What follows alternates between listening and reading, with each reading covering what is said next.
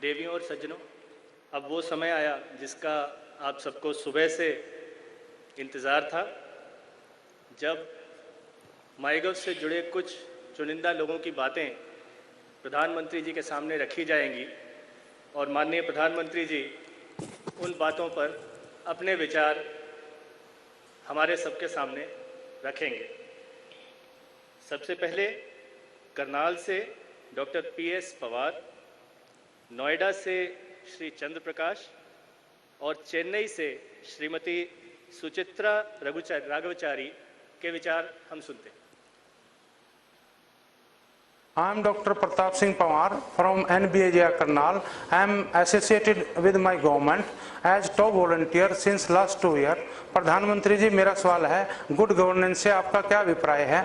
कुछ लोग कहते हैं कि गुड गवर्नेंस बैड पॉलिटिक्स है, और क्या आप गुड गवर्नेंस को रोजमर्रा की चर्चा का विषय बनाने में सफल हुए हैं? प्रधानमंत्री जी, मैं NTPC की सेवा से पिछले वर्ष रिटायर हुआ हूँ। मेरा एक प्रश्न है, यह गौरव का विषय है हम भारतीयों के लिए कि हमारे देश की अर्थव्यवस्था आज सबसे तेज़ी से विकसित हो रही अर्थव्यवस्था बन गई है। इसका भारत के आम आदमी के जनजीवन पर किस प्रकार का और कब तक प्रभाव दिखना शुरू होगा?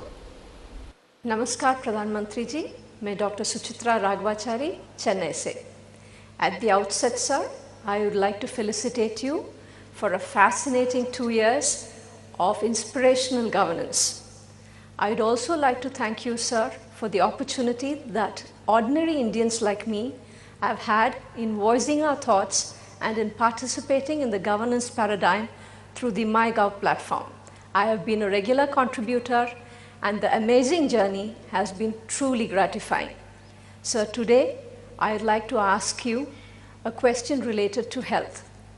We often say health is wealth, but problems in health, in practice, are associated with and accompanied by problems in wealth too. How do we get past this issue? Thank you, sir. 3 अलग-अलग सवाल अलग-अलग तरीके से आए हैं। मैं सबसे पहले तो MyGov के साथ सक्रिय रूप से जुड़ने के लिए देशवासियों को और आप सबको हृदय से बहुत-बहुत बधाई देता हूं, धन्यवाद करता हूं।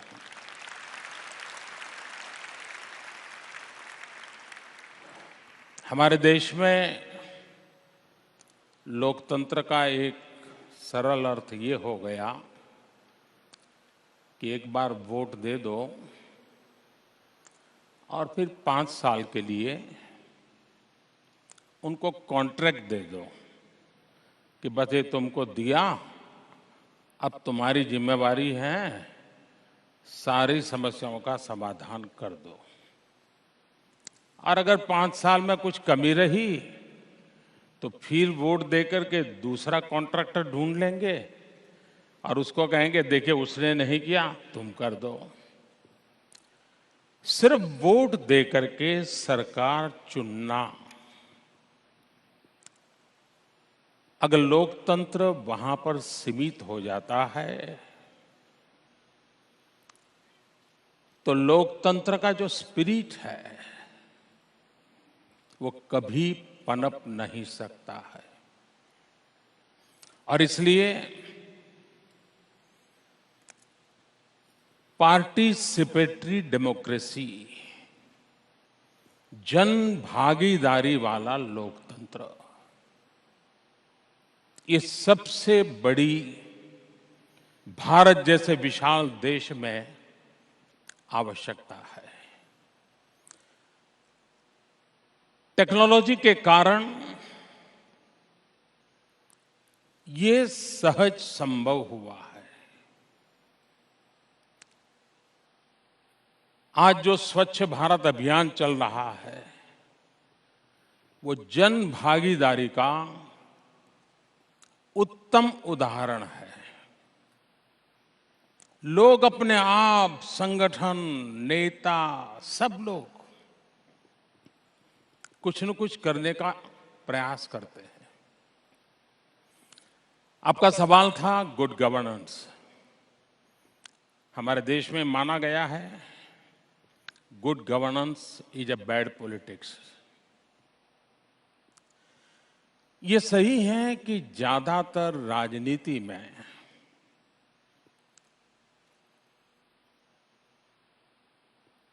चुनाव जीतने के बाद सरकारों का इस बात पर ध्यान रहता है कि वे अगला चुनाव कैसे जीते, और इसलिए उनकी योजनाओं की प्रायोरिटी उसी बात में रहती है कि भाई अपना जनाधार कैसे बढ़ाएं और अधिक वोट पाने के क्या रास्ते खोजें, और उसके कारण जिस उद्देश्य से कारवां चलता है वो कुछ ही कदमों पर जाकर के लुढ़क जाता है। और उसके कारण हमारे देश में good governance, establishment of institutions, checks and balance की व्यवस्था, हर स्टेज पर स्क्रूटिनी, रिस्पॉन्सिबिलिटी विथ अकाउंटेबिलिटी, इन चीजों के प्रति उदासीनता प्रवेश कर गई। देश में बदलाव लाने के लिए जितना महात्म्य नीतियों का है, निर्णयों का है, उतना ही महात्म्य लास्ट माइल डिलीवरी का है। आपने जो सोचा, समझा, निर्णय किया, धन लगाया, अगर उसके लाभार्थी तक वो पहुंचता नहीं है, आपने जो योजना बनाई वो योजना का अगर लाभ नहीं मिलता है, कुछ दिनों के लिए तो वाहवाही हो जाती है कि सरकार ने अच्छा निर्णय किया, एडिटोरियल भी लिखे जाएंगे, हेडलाइन न्यूज भी बन जाएगी। लेकिन अगर हम गुड गवर्नेंस पर बल नहीं देंगे तो सामान्य मानवी के जीवन में बदलाव नहीं आएगा। मान लीजिए सरकारी खजाने से पैसे खर्च करके एक बहुत बढ़िया अस्पताल बन गया, बहुत बढ़िया इमारत बन गई, उत्तम से उत्तम संसाधन वहां लगाए गए, साधन लाए गए, टेक्नोलॉजी लाई गई, लेकिन वहां जो मरीज आता है, अगर उस मरीज को इसका लाभ नहीं मिलता है, एक कमरे से दूसरे कमरे उसको भटकना पड़ रहा है, इमरजेंसी का पेशेंट आया है, कोई देखने वाला नहीं है, तो इतना डेवलपमेंट होने के बाद भी, इतना धन लगाने के बाद भी, इतना बढ़िया अस्पताल बनाने के बाद भी लैक ऑफ गुड गवर्नेंस,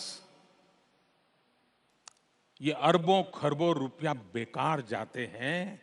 और इसलिए डेवलपमेंट एंड गुड गवर्नेंस, इन दोनों का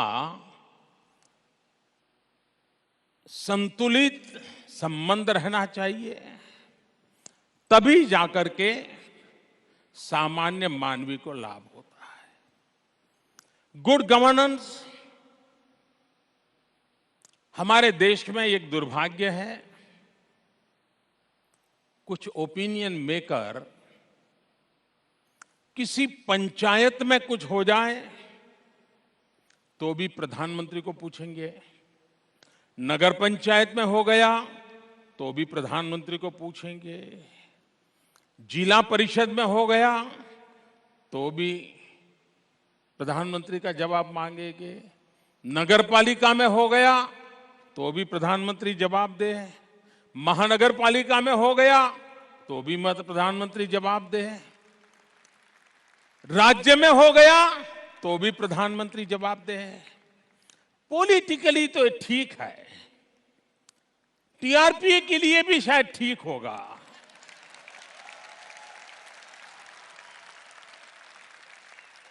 और प्रधानमंत्री को तकलीफ हो वो कोई बुरी चीज नहीं है, लोकतंत्र में होनी भी चाहिए, और मेरे जैसे को ज्यादा होनी चाहिए।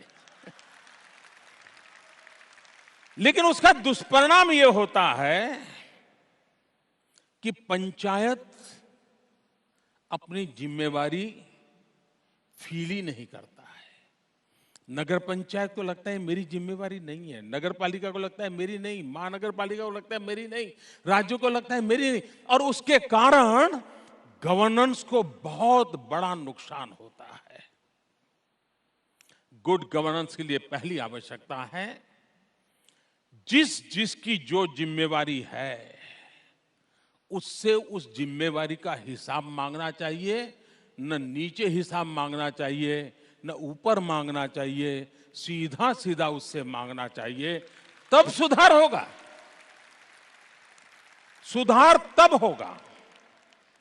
और इसलिए good governance and people awareness and opinion maker, ये बहुत आवश्यक है कि जिसकी जिम्मेवारी हो उसकी जवाबदेही हो।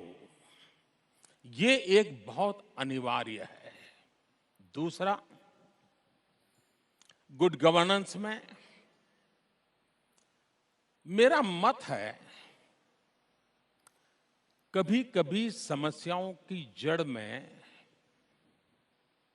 सरकार स्वयं होती है।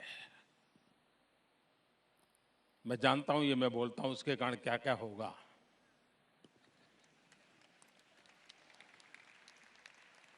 सरकार जितनी निकल जाए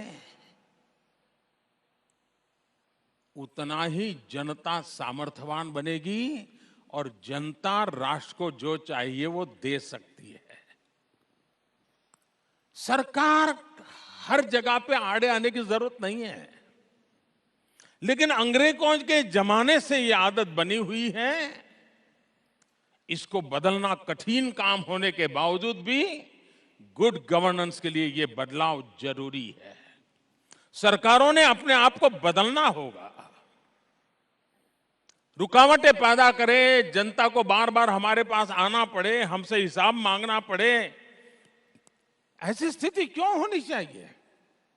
अब आप सिंपल सी बात है, आज जेरोक्स का जमाना हो, टेक्नोलॉजी आ गई, लेकिन उसके बावजूद भी हम सर्टिफिकेट अटैच करने के लिए उसको आग्रह करते थे, कॉर्पोरेटर का साइन ले आओ, एमएलए का साइन ले आओ, एमपी का साइन ले आओ, तहसीलदार का साइन ले आओ। वो बेचारा साइन लेने के लिए घूमता फिरता था। हमने आकर के निर्णय किया, भाई जनता पे भरोसा करो ना।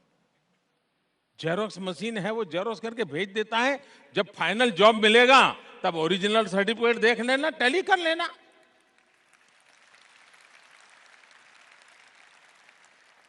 गुड गवर्नेंस में प्रोसेस कम हो, सामान्य नागरिक को कोई भी चीज आसानी से पता चल जाए, ये हम सहज रूप से डेवलप करने के पक्ष के हैं। ये ठीक है कि भारत सरकार को तत्काल नागरिकों से संबंध उतनी मात्रा में नहीं आता है जितना राज्यों को आता है और जितना महानगर पालिकाओं को आता है। लेकिन फिर भी अभी हमने एक ईज ऑफ डूइंग बिजनेस का अभियान चलाया, राज्यों के बीच कंपटीशन की, कि सारे लाइसेंस के चक्र को थोड़ा कम करो भाई। सेंसिटाइज किया, उनको समझाया, और मुझे खुशी है कि देश के कई राज्य जिनको कभी हम डेवलप स्टेट नहीं मानते हैं, उन्होंने इनिशिएटिव लिया, अच्छे राज्यों ने इनिशिएटिव लिया और कई प्रोसेस को छोटा कर दिया, सिंपल कर दिया और टेक्नोलॉजी बेस्ड कर दिया। गुड गवर्नेंस का अनुभव होने लगा। सामान्य मानवीय की आवश्यकता है। अभी जैसे हमने इनाम नाम की योजना बनाई है, ई मंडी, आज किसान को कितने रुपये में माल बेचना चाहिए वो कोई और तय करता था। आज टेक्नोलॉजी एंड गुड गवर्नेंस के माध्यम से किसान खुद तय करेगा कि मुझे कहां बेचना है, कितने दाम से बेचना है, किसान का फायदा होगा। और इसलिए गुड गवर्नेंस की ये आवश्यकता है। दूसरा, लोकतंत्र में सबसे बड़ी अगर कोई महत्वपूर्ण एक ताकत मैं मानता हूं तो वो है ग्रीवेंस रिड्रेसल सिस्टम।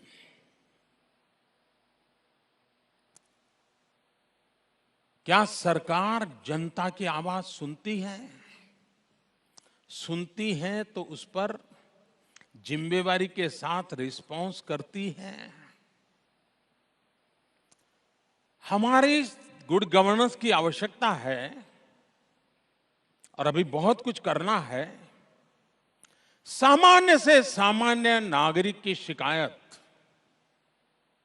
ये सुनने की उत्तम से उत्तम व्यवस्था होनी चाहिए और टाइम फ्रेम में, निर्धारित समय सीमा में उसको उसका रिस्पांस मिलना चाहिए। उसकी कठिनाइयां हैं तो उसमें से उसको बाहर निकालने के लिए सरकारी व्यवस्था ने उंगली पकड़ करके उसकी मदद करनी चाहिए, उसको चुप नहीं करना चाहिए। गुड गवर्नेंस की दृष्टि से इस दिशा में हम काम कर रहे हैं और जितनी ग्रीवेंस रिड्रेसल सिस्टम, मैं अभी इन दिनों हर महीने एक प्रगति का कार्यक्रम करता हूं। सभी सेक्रेटरी, सभी चीफ सेक्रेटरी राज्यों के बैठता हूं। जनता की जो बातें मेरे पास आती है मैं सीधा उनसे पूछता हूं। इश्यू एक उठाता हूं लेकिन एड्रेस पूरी सिस्टम को करता हूं। अगर किसी ने पेंशन को लेकर के शिकायत की तो पेंशन के जितने मसले हैं सब पर मैं दबाव डाल करके कहता हूं कि क्यों नहीं हुआ, कैसे नहीं हुआ, टाइम फ्रेम में कैसे करोगे। तो गुड गवर्नेंस के लिए हम कुछ इनिशिएटिव ले रहे हैं और मुझे विश्वास है कि हमारी बहुत सारी समस्याओं का समाधान गुड गवर्नेंस से होता है। दूसरा सवाल सरकार के ही एक निवृत्त अधिकारी ने पूछा था और उनका सवाल था कि भारत आज विश्व में सबसे तेज गति से आगे बढ़ने वाली अर्थव्यवस्था है। ये बात सही है कि बड़े देशों में भारत आज सबसे तेज गति से आगे बढ़ने वाली इकोनॉमी है और वो भी सिर्फ हम आगे बढ़ रहे हैं ऐसा नहीं। दो भयंकर अकाल, ड्राउट, हमारा देश एग्रीकल्चर इकोनॉमी का बहुत बड़ा रोल है और उसमें अगर दो लगातार अकाल हो तो कितना बड़ा संकट होता है हम समझ सकते हैं। दूसरा, पूरे विश्व में मंदी का दौर चल रहा है, रिसेशन का दौर चल रहा है। पूरी दुनिया की परचेजिंग कैपेसिटी काफी नीचे गिर गई है। जब विश्व की अर्थरचना का ये हाल हो, भारत के भीतर एग्रीकल्चर सेक्टर पर इतना बड़ा प्रेशर हो और ऐसी विकट परिस्थिति में 7.5% से ज्यादा ग्रोथ पाना, मैं 125 करोड़ देशवासियों को अभिनंदन करता हूं, उनका वंदन करता हूं कि उनके पुरुषार्थ और परिणाम का परिणाम है कि आज देश तेज गति से आर्थिक विकास की ओर आगे बढ़ रहा है। और इसलिए अब सवाल यह है कि इस आर्थिक विकास से बदलाव क्या आता है।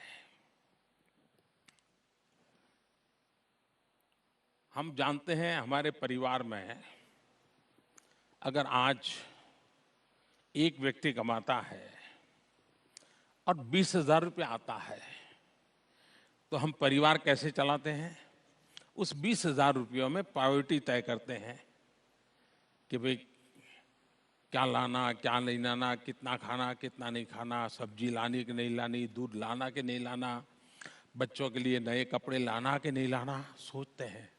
लेकिन परिवार में एक और व्यक्ति को कहीं रोजगार मिल जाए और 10,000 रुपया और इनकम आ जाए तो तुरंत हमारी इकोनॉमी का मैनेजमेंट बदल जाता है। जैसा परिवार का है वैसा ही देश का है।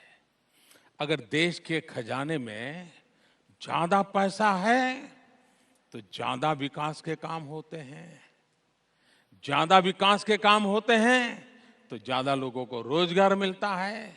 अगर ज्यादा पैसे होंगे तो रोड बढ़िया बनेंगे, बड़े बनेंगे, दूर दूर तक बनेंगे, तो रोड बनाने वालों को काम मिलेगा। बनाने वालों को काम मिलेगा तो पहले वो जूते नहीं खरीदता था, अब जूते खरीदेगा। पहले वो एक टाइम खाना खाता था, अब 2 टाइम खाना खाएगा। उसके जेब में पैसा आया तो पैसा खर्च करेगा, खर्च करेगा तो पैसा फिर बाजार में आएगा, फिर बाजार में आएगा तो वो इकोनॉमी को ड्राइव करेगा। और इसलिए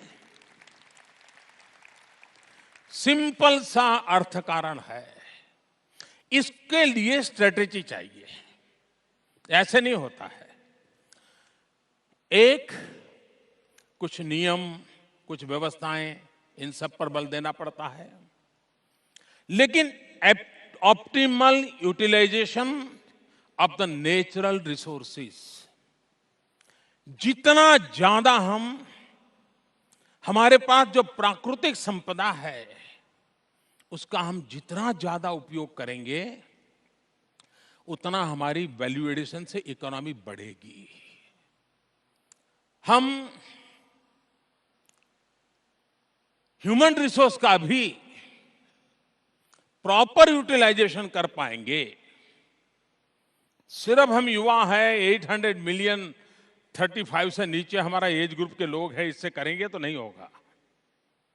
हमें फोकस करके किसकी क्या क्षमता है, कहां उपयोगिता है, उसको जोड़ेंगे तो इकोनॉमी बढ़ेगी।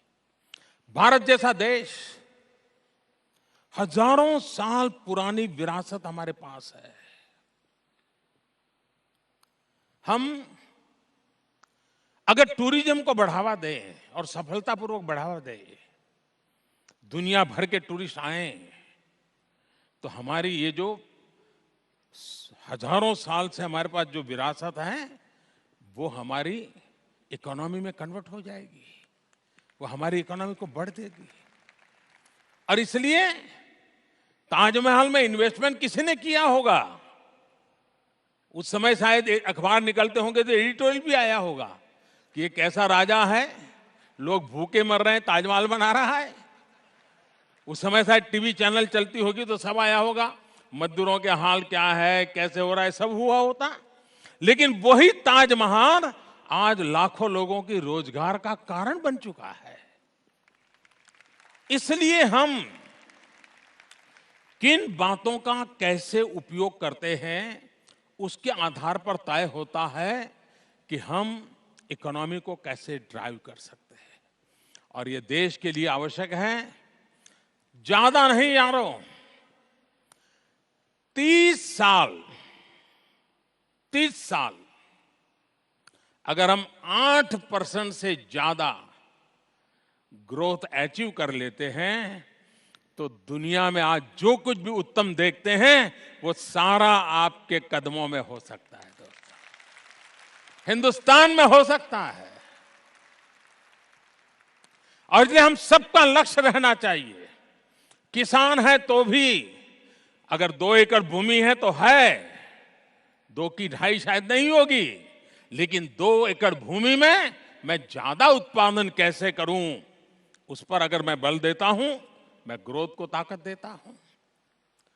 हम कितना ज्यादा, दूसरा भारत के जो मैन्युफैक्चरर्स हैं उन्होंने ग्लोबल मार्केट की ओर टारगेट करना चाहिए। जब भारत में बनी हुई ट्रेन, मेट्रो ऑस्ट्रेलिया में एक्सपोर्ट होती है, भारत में बनी हुई जापानीज कंपनी मारुति जब भारत में कार बनाती है और जापान उसको इंपोर्ट करता है तो हिंदुस्तान की इकोनॉमी बढ़ती है। आज हम अरबों खरबों रुपयों का पेट्रोलियम प्रोडक्ट बाहर से लाते हैं।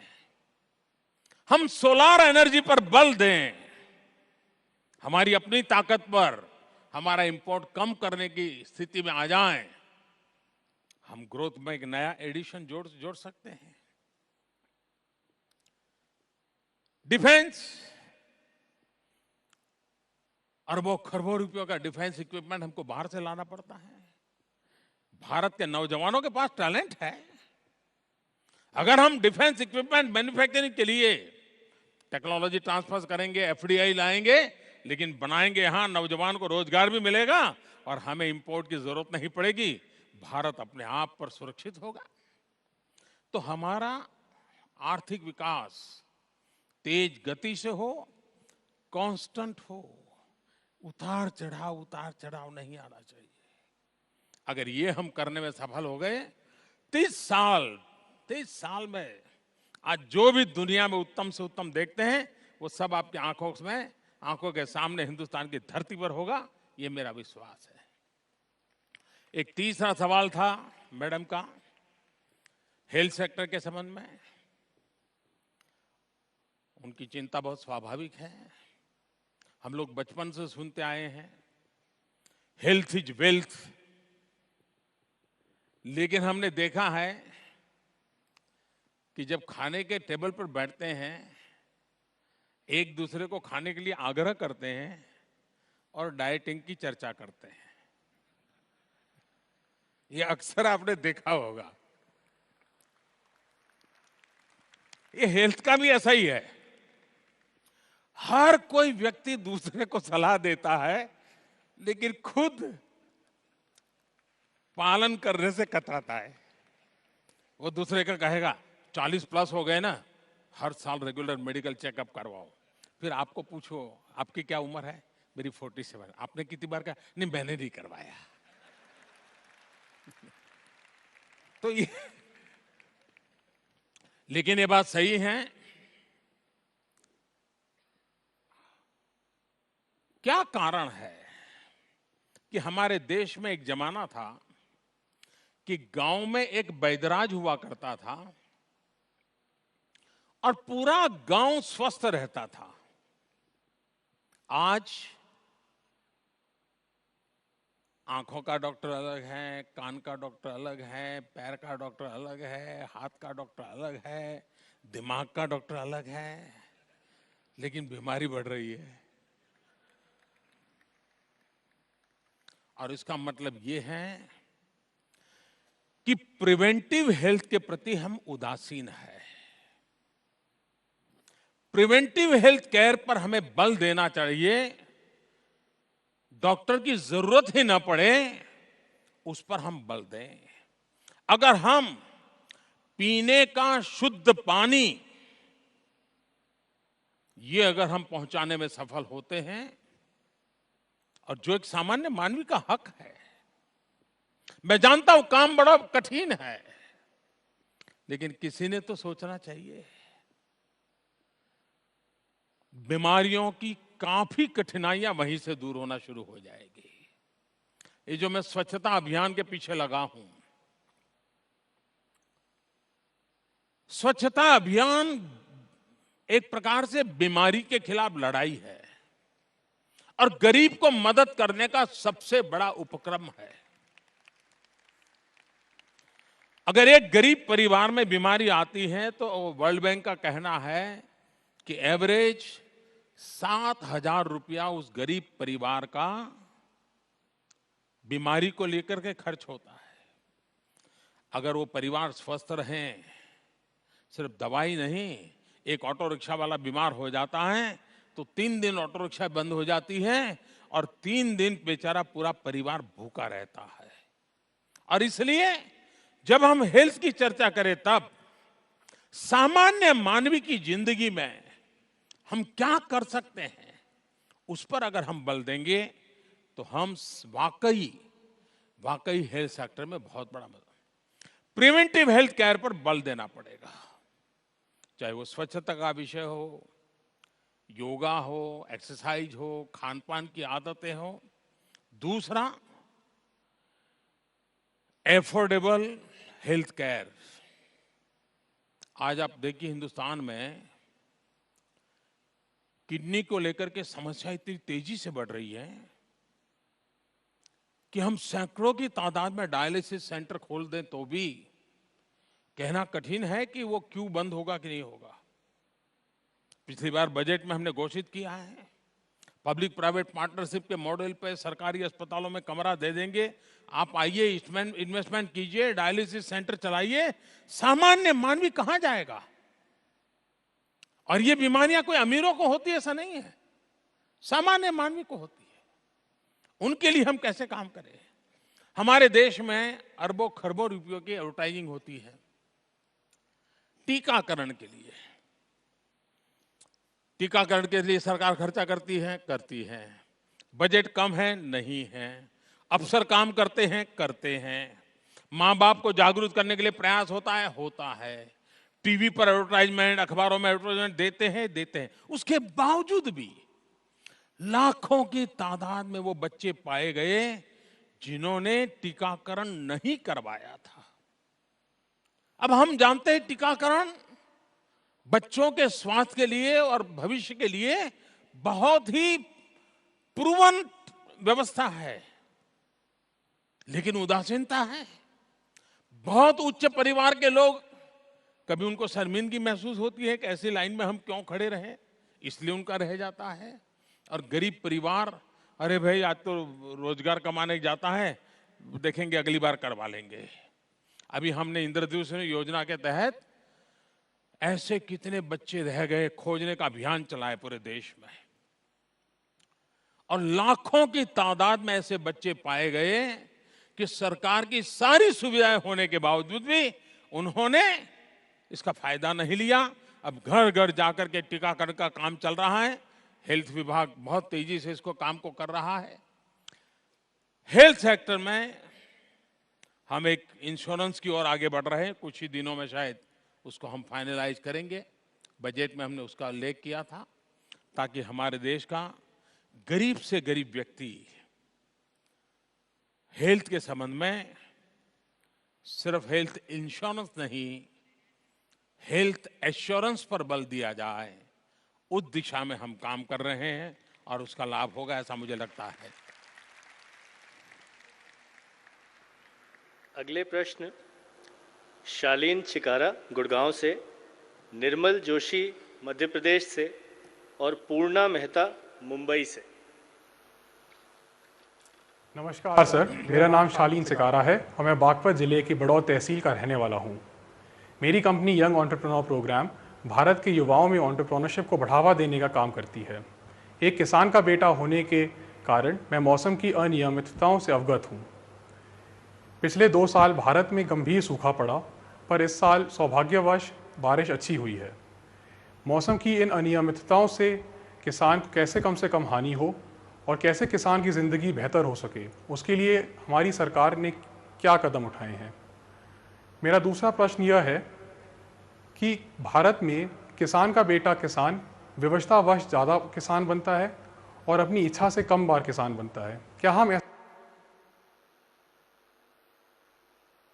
नमस्कार पीएम सर, मेरा नाम निर्मल जोशी है।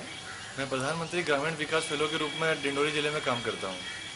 सर, सर्वप्रथम मैं आपको और माईगव टीम को बधाई देना चाहूँगा कि इस प्लेटफॉर्म के माध्यम से देश का आम नागरिक भी खास नागरिक होने का अनुभव करता है, देश के राष्ट्र निर्माण में सहयोग देने का अनुभव करता है। तो सर, इसके लिए आप बधाई के पात्र हैं। सर, माईगव प्लेटफॉर्म का उपयोग मैं भी पिछले 2 सालों से कर रहा हूँ और इस पर होने वाले पॉलिसी डिस्कशन, ड्राफ्टिंग और सजेशन में मैंने भाग लिया है, जैसे skill development policy, new education policy आदि। सर, आदिवासी और ग्रामीण परिवेश के निकट होने पर और यहाँ रहने पर मैं इसी संदर्भ में आपसे एक सवाल पूछना चाहूँगा कि the government is talking about smart cities, but what about smart villages? As we can see, there is a great divide between urban and rural areas. So basically, I want to understand that what is your vision about rural India? Hi, my name is Poorna Mehta and I'm 23 years old. I am a computer a graduate and I have been a registered member of mygov.com since its initial launch. I think it's a great initiative by the government to keep its citizens informed and aware about the various social reforms that the government is trying to bring in. Tomorrow is declared as a National Handloom Day by the government to popularize the handloom sector. Even a recent campaign of the Textile Ministry has generated quite some curiosity around the handlooms. Do you think this has percolated down to the ground? What role do you see of areas like Khadi in the social and economic empowerment of the country?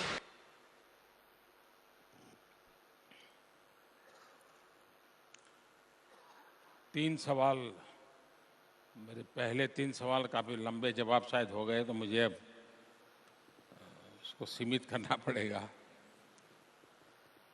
पहला सवाल था उनका कि भाई किसान का बेटा किसान मजबूरी से बनता है, चॉइस से नहीं बनता है।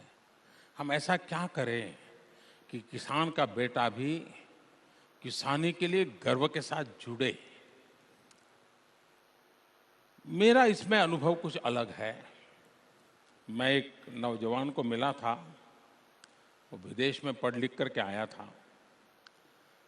उसकी पढ़ाई तो कुछ और हुई थी। मैंने कहा, क्या कर रहे हो?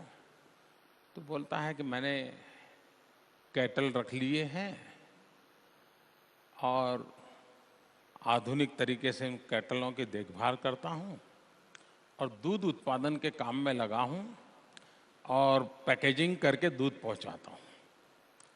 अब मैंने कहा, तुमने पढ़ाई क्या की और व्यवसाय क्या कर रहे हो? मुझे एक बार एक एग्रीकल्चर यूनिवर्सिटी में जाने का मौका मिला था। मुझे फार्मर्स को सम्मानित करने का अवसर था। मैंने सोचा था ये सक्सेस स्टोरीज हैं, 30-35 किसानों को इनाम देना था। तो मेरे मन में कल्पना थी वो धोती पगड़ी ऐसे ही किसान आए होंगे। लेकिन जब मैंने उन 35 लोगों को इनाम दिया, सबके सब जीन्स के पैंट पहने हुए थे। 25, 27, 28, 30 साल के नौजवान थे और किसानी में बहुत कुछ नया किया था। तो एकदम से चित्र वैसा भी नहीं है, लेकिन फिर भी बहुतेक मात्रा में आप जो कहते हैं उसको हमने एड्रेस करने की जरूरत है। हम ये न सोचें कि हमारा एग्रीकल्चर सेक्टर अब गया बीता है। आज भी देश की इकोनॉमी को ताकत देने का सामर्थ्य एग्रीकल्चर सेक्टर में बहुत है और इसके लिए हमने अब बदले हुए हालात में परंपरागत कृषि से बाहर आने के लिए जितनी जल्दी करें करना पड़ेगा। ज्यादातर किसान हमारे देश का अभी भी परंपरागत कृषि से जुड़ा हुआ है। अगर बगल वाले ने लाल डिब्बे वाली दवाई डाल दी तो वो भी जाकर के लाल डिब्बे वाली दवाई डाल देता है। बगल वाले ने अगर पीले रंग का पाउडर डाल दिया तो वो भी पीले रंग का पाउडर डाल देता है। उसे पता नहीं है कि उसकी फसल तुम्हारी फसल अलग है भाई। उसकी जमीन का स्वभाव तुम्हारी जमीन का स्वभाव अलग है। उसकी फसल को 4 वीक हो चुके हैं, तुम्हारी फसल को 3 वीक हुए हैं। तुम ये गलत करो, लेकिन उसे इन चीजों का पता नहीं है। और इसलिए इस बदले हुए समय में हम हमारे कृषि जगत के महानुभावों को आधुनिक कृषि से कैसे जोड़े। जैसे जमीन, बहुत हमने बड़ा अभियान लिया है, सॉइल हेल्थ कार्ड। हमारे देश में इंसान को भी हेल्थ कार्ड अभी उपलब्ध नहीं है। हमारी कोशिश है किसान को उसकी जमीन का हेल्थ कार्ड मिले। उसकी जमीन की ताकत क्या है, बीमारी क्या है, कमियां क्या है, अच्छाइयां क्या है, उसकी जमीन किस प्रकार के काम के लिए उपयोगी है। अगर एक बार उसको ज्ञान हो जाएगा तो वो अवश्य उत्तम परिणाम दे सकता है। सॉइल हेल्थ कार्ड देने का, सॉइल हेल्थ कार्ड देने का एक बहुत बड़ा अभियान चला है और किसानों को एजुकेट करने का काम चल रहा है। दूसरा है सीड्स। हमारा किसान सस्ते में सीड लेने के लोभ में ऐसे ही बनावटी चीजों से फंस जाता है और सीजन पूरी होने के बाद पता चलता है लूट गया। और इसलिए सीड के संबंध में सरकारी तंत्र की जागरूकता, इस प्रकार से किसानों को लूटने वालों से बचाने का प्रयास। तीसरा, अनाप शनाप फर्टिलाइजर का उपयोग, अनाप शनाप दवाइयों का उपयोग, उसको समझा करके कैसे ठीक किया जा सकता है, उस पर बल देना। उसी प्रकार से मल्टीपल क्रॉप की ओर कैसे लिया जा सकता है। खेती को 3 हिस्सों में बांटना चाहिए। 1/3 जो भी आप धान वगैरह प्रोडक्ट करते हैं वो करिए। 1/3 टिम्बर की खेती, अपने खेत की बॉर्डर पर टिम्बर की खेती करें, जो टिम्बर घर बनाने में, फर्नीचर बनाने में काम आता है। 15 साल 20 साल के बाद वो पेड़ जो कि कॉर्नर पर है, आपकी जमीन बर्बाद नहीं करता है, काम आएगा। तीसरा, पशुपालन, हनी बी, मत्स्य उद्योग, इन चीजों से किसान को जोड़ना चाहिए। तो उसकी इकोनॉमी को 3 पिलर मिल जाएंगे, तो कभी अकाल भी आ गया तो भी किसान को संकट नहीं होगा। चौथा, एग्रो इंफ्रास्ट्रक्चर। हमारे देश में पानी नेचुरल संसाधन है, लेकिन पानी अगर खेत तक पहुंचता है तो ग्रोथ का कैटलिक एजेंट बन जाता है।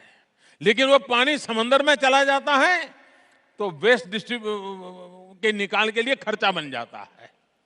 और इसलिए हमारी कोशिश है, प्रधानमंत्री कृषि सिंचाई योजना, उपलब्ध पानी किसानों के खेत में कैसे पहुंचे, इस पर बल देने की दिशा में काम चल रहा है।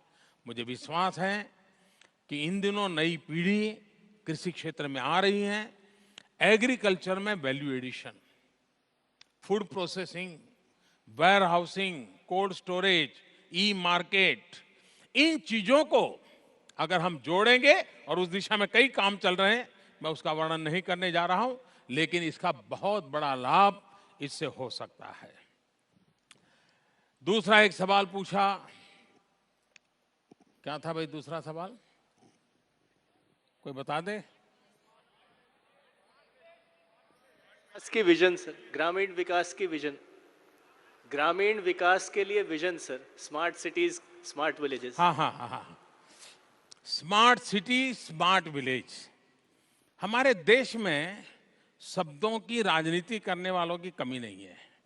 आप स्मार्ट सिटी कहोगे तो कहेगा स्मार्ट विलेज क्यों नहीं कर रहे हो, स्मार्ट विलेज करोगे तो कहेगा स्मार्ट सिटी क्यों नहीं कर रहे हो। हर चीज में से राजनीति खोजना, राजनीति करना, राजनीति जोड़ना, ये भारत में व्यापक है।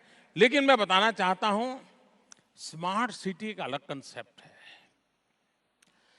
लेकिन क्या गांव की स्थिति बदलनी चाहिए। आज भी हिंदुस्तान में बहुतेक जनसंख्या गांवों में रहती है। जो सुविधाएं शहर को उपलब्ध है, वो सुविधाएं गांव को मिलनी चाहिए। और इसलिए हमने एक रर्बन मिशन लिया है। ये स्मार्ट सिटी प्लस है, ये स्मार्ट सिटी प्लस व्यवस्था है, बहुत कम लोगों को समझ आएगा। और अभी प्राइमरी हमने स्मार्ट सिटी तो 100 की बात की है, रर्बन मिशन में हमने 300 प्लेसेस को आइडेंटिफाई किया है। ये ब्लॉक से भी नीचे के हैं, छोटे छोटे गांवों का क्लस्टर है, और वे पोटेंशियली उस इलाके के ग्रोथ सेंटर बन सकते हैं। अगल बगल के गांव के लोग शिक्षा के लिए वहां आते होंगे, अगल बगल के गांव के लोग अपना माल बेचने के लिए आते होंगे, माल खरीदने के लिए आते होंगे, बीमारी वगैरह रही हुई तो अगल बगल के लोग वहां आते होंगे, मोबाइल फोन रिपेयर करवाना होगा, चार्ज करवाना होगा तो वहां आते होंगे। ऐसे एक 300 छोटे गांव हमने सिलेक्ट किए हैं, और रर्बन मिशन के तहत उसको उस रूप में विकास किया जाए कि जिसमें सारा इंफ्रास्ट्रक्चर वही हो जो शहरों को होता है। उसको डिजिटल कनेक्टिविटी हो, उसको फिजिकल कनेक्टिविटी हो, उसको क्वालिटी एजुकेशन हो, उसको क्वालिटी हेल्थ सुविधाएं हो, लेकिन आत्मा गांव की, सुविधा शहर की। गांव मरने नहीं देना चाहिए। गांव में एक अपनापन होता है। गांव में मेहमान आता है तो किसी परिवार का नहीं होता है, पूरा गांव कहता है कि आज हमारे यहां मेहमान आए हैं। गांव में बारात आती है तो एक परिवार में बारात नहीं आती, पूरा गांव कहता है आज तो हमारे शहर गांव में बारात आई, हमारी बिटिया की शादी है। ये जो गांव की ताकत है वो भारत की जड़ों में इतना सामर्थ्य रखती है, और इसलिए आत्मा गांव की, सुविधा शहर की, और उसको ध्यान में रखते हुए रर्बन मिशन को हाथ में लिया है, जो एक प्रकार से स्मार्ट सिटी प्लस योजना है, और उस पर काम चल रहा है, बहुत तेजी से काम चल रहा है। वो भविष्य के रूरल इकोनॉमी के ग्रोथ सेंटर बन जाएंगे, और एक बहुत बड़ा बदलाव उससे आने वाला है। एक तीसरा सवाल था शायद,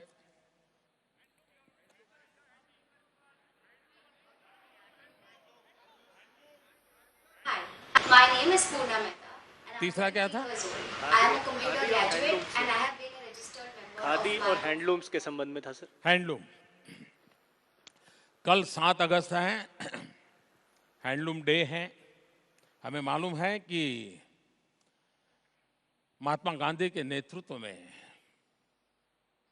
विदेशी कपड़ों की होली और स्वदेशी का मंत्र इसके साथ 7 अगस्त जुड़ी हुई है, और इसलिए हैंडलूम डे हमने पिछले साल से 7 अगस्त से शुरू किया है। हमारे देश में गरीब से गरीब लोगों को रोजगार देने की ताकत एग्रीकल्चर के बाद किसी एक सेक्टर में है तो वो है टेक्सटाइल, हैंडलूम, खादी, वीविंग। ये जो काम है उसकी सबसे बड़ी ताकत है। 125 करोड़ देशवासी तय कर लें कि मैं जो कपड़ों के पीछे खर्च करता हूं उसमें से ज्यादा नहीं 5% मैं इन प्रोडक्ट पे लगा दूंगा। मैं आपको विश्वास दिलाता हूं, इन सामान्य गरीब लोग जो हाथ से काम करता है उसकी इकोनॉमी में आसमान जमीन का परिवर्तन आ जाएगा। मैं हर एक को कहता हूं 2 अक्टूबर को कुछ न कुछ खादी का खरीदिए, और वो महीने भर कमीशन भी देते हैं। जरूरी नहीं है कि आप खादीधारी बने, एक आध चीज खादी की तो घर में रख सकते हैं, जेब में रख सकते हैं। आप देखिए गरीब आदमी को मदद होगी। हैंडलूम अपने आप में आज उसने फैशन की जगह ली है। एक जमाना था जब खादी आजादी की लड़ाई का एक सिंबल था, तब मंत्र था खादी फॉर नेशन। आज khadi for nation, khadi for fashion. ये अगर हम मूड बनाते हैं तो हैंडलूम के विकास के लिए बहुत संभावना है। उसमें टेक्नोलॉजी का अपग्रेडेशन भी चल रहा है, उसमें फैशन डिजाइनर भी अब आ रहे हैं, और दूसरा ग्लोबली जो होलिस्टिक हेल्थ केयर की तरफ लोग झुकाव रखते हैं उनका हैंडलूम और खादी की चीजों पर आकर्षण बढ़ रहा है। हम जो टेक्नोलॉजी से जुड़े हुए नौजवान यहाँ बैठे हैं, हम ई प्लेटफॉर्म का ग्लोबल मार्केटिंग करके हमारे इन गरीब लोगों की चीजों को दुनिया में बेचने का एक बहुत बड़ा अभियान चला सकते हैं। और मैंने देखा कि आज आपने एक मर्चेंटाइल एक्टिविटी को भी यहाँ से लॉन्च करवाया है मेरे हाथ से, लेकिन मुझे खुशी हुई कि बाद में आपने कहा कि ये प्रॉफिट गंगा सफाई में जाएगा, तो मेरा डर कम हो गया। वरना होता कि ये मोदी अब बिजनेस करने लग गया है। लेकिन एक अच्छा इनिशिएटिव है। हम हैंडलूम को पॉपुलर करें, हमारे गरीब बुनकर जो इतनी मेहनत करते हैं उनके लिए हम सुविधा करें।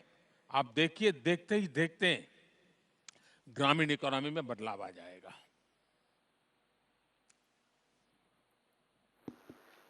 अगले तीन सवाल श्री काल मेहता जो सिलिकॉन वैली से हमारे साथ जुड़े हैं, सुवेनी कौल जो जम्मू एंड कश्मीर से हमारे साथ जुड़े हैं, और छवि यादव नोएडा से।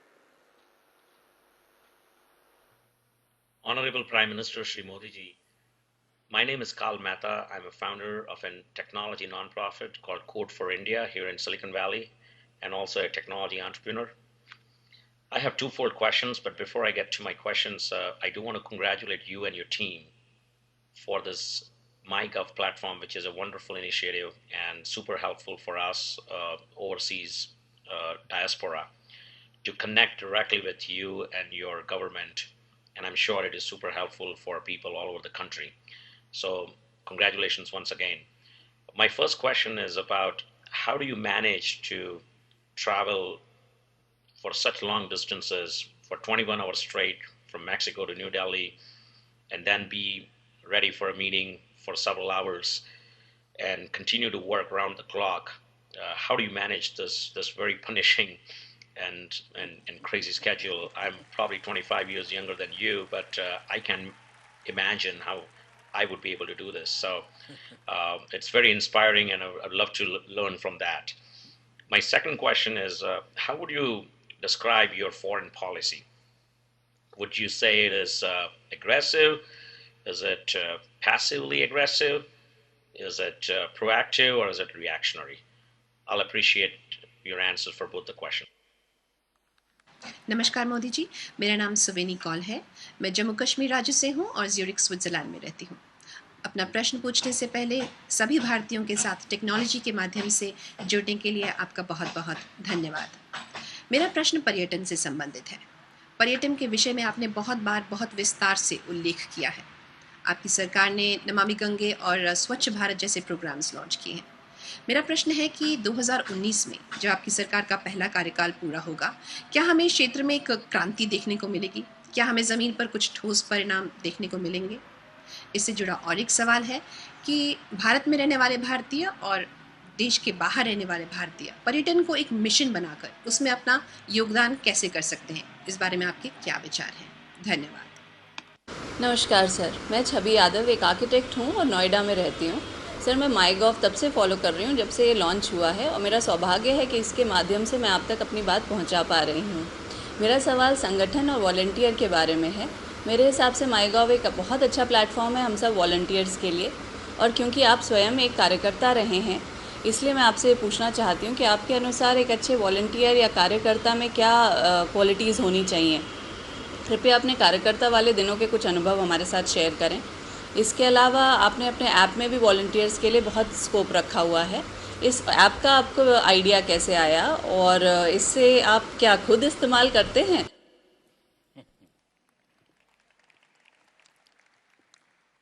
पहला सवाल था विदेश नीति के संबंध में। विदेश नीति को ये सारे एग्रेसिव और प्रोग्रेसिव और प्रोएक्टिव इन शब्दों की ज़रूरत नहीं है। एक्चुअली विदेश नीति देश हित की नीति होती है।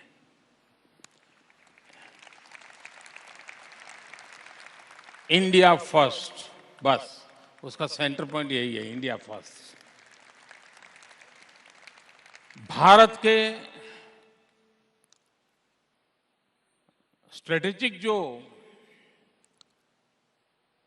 हित है उसकी रक्षा हो। भारत आर्थिक दृष्टि से फले फूले, दुनिया में जहां जगह हो वहां पहुंचे। और तीसरी बात है कि आज वक्त बदल चुका है, पूरी दुनिया इंटरडिपेंडेंट है। दुनिया का कोई देश एक खेमे में भी नहीं है, और वो खेमे वाला युग भी पूरा हो चुका है। हर कोई हर किसी से जुड़ा हुआ है, और 5 चीजों में साथ चलता होगा, 2 चीजों में सामने चलता होगा, फिर भी साथ साथ रहते होंगे, ये अवस्था है।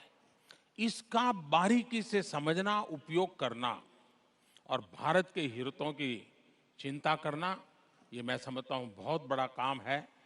और दूसरा एक पहलू जो हमने उपयोग करना चाहिए वो है हमारा डायस्पोरा।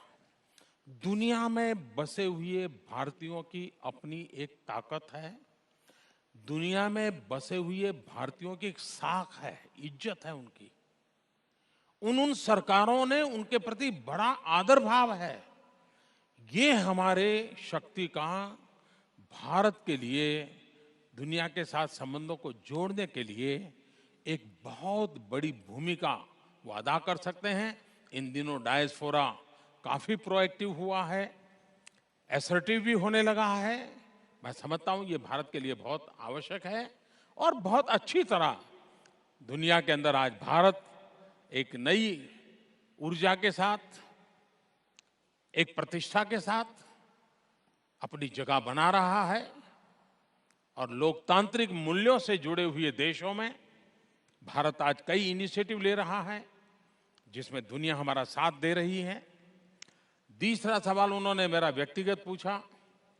जो विदेश में रहते हैं उनके लिए सवाल बहुत स्वाभाविक है क्योंकि वो जेट लैग से परेशान रहते हैं। तो इसलिए उन्होंने खास पूछा कि आप इतना सफ़र करके जाते हो और फिर ऑफिस चले जाते हो। मुझे लगता है कि ये सवाल मुझे बहुत लोग पूछते हैं और आज से नहीं पूछते हैं, मुझे कई साल से पूछते हैं कि आप थकते नहीं है क्या। 125 करोड़ देशवासी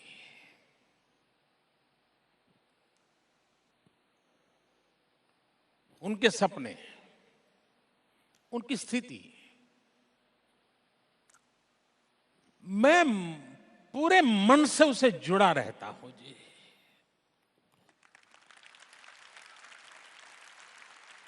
और इसलिए मुझे हमेशा लगता है कि मेरे पास जितना समय है, जितनी शक्ति है, उसे इसमें खपा दूं, खर्च कर दूं, अपने आप को आहूत कर दूं।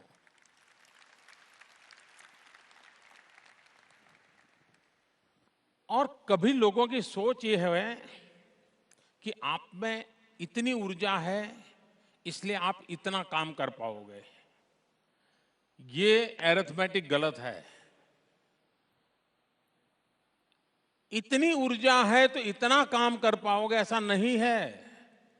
एक बार आपको पता चल जाए कि इतना काम है, ये मेरा मिशन है, फिर ऊर्जा अपने आप आने लग जाती है।